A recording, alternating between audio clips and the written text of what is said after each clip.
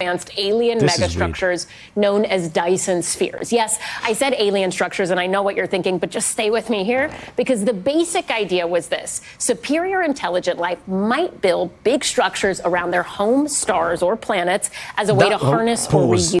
That looks like the angel. Has anyone else seen it? The angel with all of the eyes around him. We've all seen it on social media, TikTok. That looks exactly like that. Use that energy. A 1960s physicist who came up with this idea, Freeman Dyson, argued that if these structures existed, there'd be so much energy that human scientists on Earth could probably spot it because it would emit a lot of infrared radiation. So in this new study, researchers say they found 7 sources glowing in the infrared. Those are their words. But 7, seven, the perfect number, the number, the holy number, 7 days, 7. That's insane to me already. This is what a video. Thank you for the suggestion. Didn't find an obvious explanation for why these sources are glowing so much, which could mean they're Dyson spheres or something else entirely.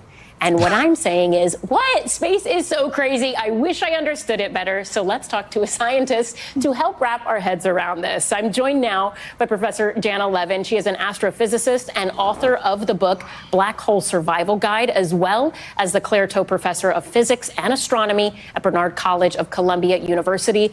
Professor, first of all, thank you so much for being here. Thanks for having me. I tried to explain it a little bit. That was my very dirty version. I was going to be like, yeah, but I'm an English major who just had Google. You have a PhD in physics from MIT. So how do you explain Dyson spheres? I think there was an excellent explanation. If you look at where we are relative to the sun, we're very far away. We're the 3rd planet in. And imagine the light that we try to collect, let's say, with solar panels on people's homes or on any roofs to collect that energy. Imagine if you got really close and you caught everything the sun was emitting. It's just a tremendous amount of power. And so Freeman Dyson was thinking about this. Actually, he was originally inspired by sci-fi. Written by Olaf Stapleton like decades earlier.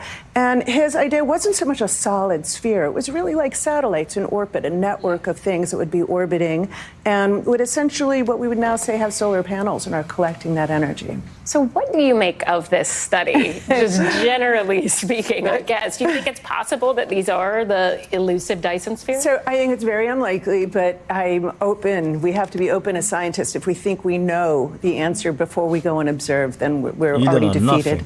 I think it's terribly unlikely, but it's extremely exciting and interesting to think about. And it's fun to think about. What's probably going to happen is we're going to look at this infrared signature that you mentioned, and we're going to find out that there's a natural cause. So a lot of things emit heat in the infrared. Infrared goggles allow us to see human bodies and the heat of human bodies. And it's not that dissimilar that when we look in the infrared, we see things emitting heat. So the idea was if we had this very technologically advanced civilization, like thousands of years beyond where we are right now, and they could build such a thing and it was collecting all this energy, it would collect also some heat and would have to cool off, and we would see that in the infrared. But there are other natural possibilities that could explain. What do you think those possibly could be? Well, it could be a very young star that still has some material around it in kind of a disk, and that's how planets form. Planets coalesce out of these early disks, and those can emit in the infrared. It could be that there's actually an entire galaxy in the distance behind the star, and we're seeing that galaxy, and we can't disambiguate those. Or it could be planetary collisions. I mean, there are natural explanations. But I think it's worth noting, we're looking just 1,000 light years around us. That sounds far, but it's actually really close. That's our backyard. The entire Milky Way galaxy is 100,000 light years across. And there are probably more planets in the Milky Way galaxy than there are stars. So we're talking of hundreds of billions and maybe trillions of planets out there. And I think we're in an era where we think the emergence of life is possibly inevitable elsewhere, that we're not the only example. Now, whether or not they've survived with thousands of years of industrial advancement to build a Dyson sphere is a different story. Yeah. Do you think there is a scenario where a Dyson sphere might actually exist, or do you think this is really just the stuff of sci-fi fantasy? I think it's feasible, unlikely. If you look at where we are since the Industrial Revolution, it's only a couple hundred years, we're in a precarious position. We have climate change, we have struggles with nuclear power, nuclear weapons that are could be destructive. It's unclear that any species that makes it that advanced could survive far enough into their own future to be able to build a Dyson sphere. But there are optimists out there who say we'll find a way. Yeah, right. The universe is a pretty big place, right? And it'd be a shame if it was just us. Seems like That a would lot be of a waste real of shame. space. Right? All right, Professor, thank you so much for being here. We Thank really you so much for appreciate having it. me. Goodness Thanks for watching. me. All of this just to not admit that, okay, God exists. Isn't it just easier to just say, okay, you know what, guys, we might have been wrong on this one. Maybe God exists. I mean, look at images like this. Okay, I've just popped it on the screen right there. Look at that. All right, this is what I believe they're referring to, by the way. This is an angel. All right, this is scary. Let me show you another one. How about this one?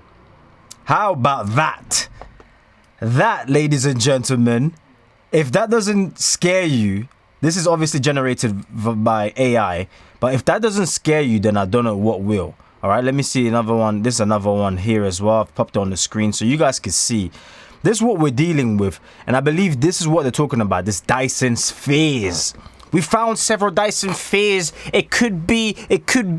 How about we just go back to Genesis, or we go back to the Bible and we say, okay, what does the Bible have to say about all of this? You know? So yes, you already know what I think it is. And angels, okay? Angels. Obviously, if your kingdom is above, you're gonna guard it with angels. So I think they're looking at a glimpse. But, you know, yeah, they're just going to say it's UFOs. It would be such a shame, as the lady just said, if it was just us. Yeah, newsflash, it's not just us, okay? It is us. We're the only special ones created. And I find it very fascinating how the Bible mentions that the earth is stationary. It's not moving. It can't be moved. It's got pillars. So I want you guys to let me know in the comment section down below, okay? What do you think about the flat earth? Do you believe the earth is a globe? Do you believe the earth is round? We're spinning in 6,666 miles per hour. Very odd number, 666. You know, tilted and at an axis of like, what, 666 once again, 666. I mean, you can't make this stuff up. It sounds like it came straight from the mouth of the devil himself. The beast, mark of the beast, 666, number of a man, you know the number of his name, as we know it says in the Bible. And look this up, I'm not making this up. The world is tilted at 666, it's spinning at 6,666. I'm like, and then there's another number related to the globe, which is another 666, equates to 666. I'm like, what? You cannot make this stuff up. That's what I'm saying. So let me know in the comment section down below what you think. Smash the like button, and I'll catch you on the next video. Link is in the description. If you're a serious Christian entrepreneur, the link in the description is for you.